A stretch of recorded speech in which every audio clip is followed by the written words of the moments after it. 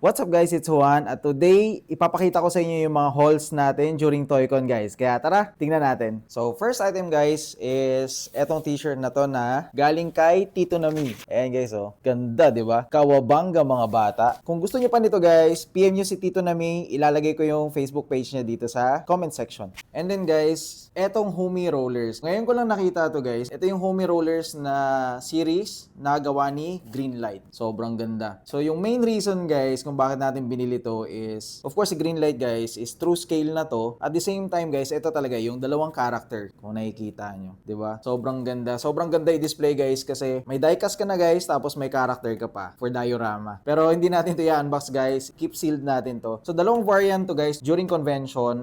Ito yung regular. Tapos meron ding chase to guys na kulay mustard I think or gold. Ganda, di ba? I think ano din siya, collaboration. And then guys is bumili tayo ng Stitch guys from Series 1. Itong Stitch na to, ito yung regular version talaga ni Stitch guys. So wala siyang collaboration, hindi rin siya special release or theme release guys tulad ng Christmas or Halloween, hindi siya. Plain lang siya. Tapos dito lang namin na found out guys, sobrang ganda nung series na to. So nag-decide kami guys na kukumpletuhin natin tong series na to. So the hunt is on for the remaining characters guys. And then guys of course, papartneran natin yan ng may nabili kaming popcorn bucket na Stitch. Yan. Sobrang cute. Yan. So ito yung mga popcorn bucket guys sa Universal Studios. Idadagdag to ni Ann sa collection niya ng mga popcorn bucket kasi meron din siyang minion. So idadagdag niya tong Stitch. And then guys, meron din tayong nabiling t-shirt from Monkey Boy. Sobrang pogi to. 00. Pogi yan. Street style yan guys. Ayan. Buti na lang may size pang natira guys. Sa susunod na convention, pwedeng ito yung suotin natin. Pwede rin tong kay Tito Nami. Diba? And then last guys, ito yung PDX release guys na diecast. Ito yung top secret na GT300 Supra. So nung PDX kasi guys, hindi tayo nakapila dito sa Pop Race kasi sobrang haba ng pila. Thankfully guys, this ToyCon is may mga available pang PDX exclusive si Pop Race kaya ayun, nakakuha tayo. So i-highlight natin to sa separate na video. At syempre guys, hindi kumpleto yung convention guys nang walang stickers. So bigay to guys ng different artists during the convention guys. Sobrang generous nila magbigay ng stickers guys. So ilalagay natin to guys, dadagdag natin to doon sa sticker frame natin. Grabe, sobrang solid nung ToyCon guys. Daming artist, bagong artist, at the same time, sobrang ganda na nung mga gawa nila guys from past few months or years na gumagawa sila. So sobrang ganda ng in-improve, sobrang galing ng mga